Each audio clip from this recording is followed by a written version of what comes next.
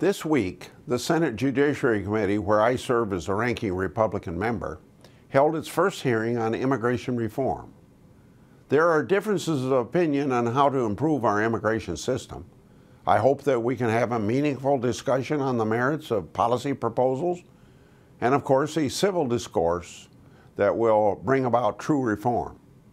At the end of the day, we must do what is right for our country and for our American citizenry, and we must provide a compassionate, fair, and legal process for people who want to become a part of this great country we call USA. I've seen a number of immigration debates during my years on the Senate Judiciary Committee. For instance, I worked very hard from 1981 until 1986 to help form a consensus, and I voted for the 1986 amnesty because I was led to believe it was a one-time solution to our problem. I was very wrong, and today we're forced to deal with the same problem and the same arguments and the same ideas on how to improve the situation. I appreciate the movement by some members, including several on the Judiciary Committee, to work towards such an agreement.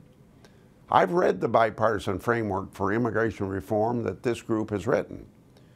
One line struck me, and that's the last sentence in the preamble, which says, quote, "We will ensure that this is a successful permanent reform to our immigration system that will not need to be revisited," end of quote.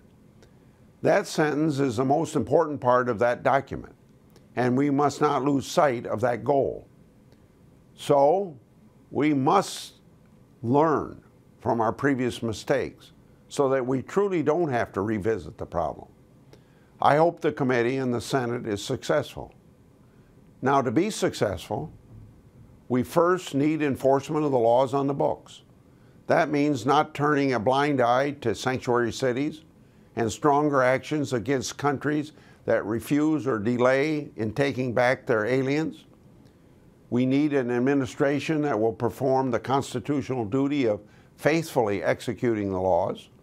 And of course, we need more secure border. We also need E-Verify to be used by every business in America to ensure that they have a legal workforce. We need legal immigration reform where we give high-skilled and low-skilled workers an avenue to enter and to remain here in our country. We need to find common ground. Immigration reform should go through regular order in the Senate. A bill has a better chance of passage after it goes through a thoughtful debate and, of course, the amendment process in this committee as well as on the floor of the United States Senate. The process got started this week with the committee hearing. I look forward to future hearings to dive more into the details of the issue.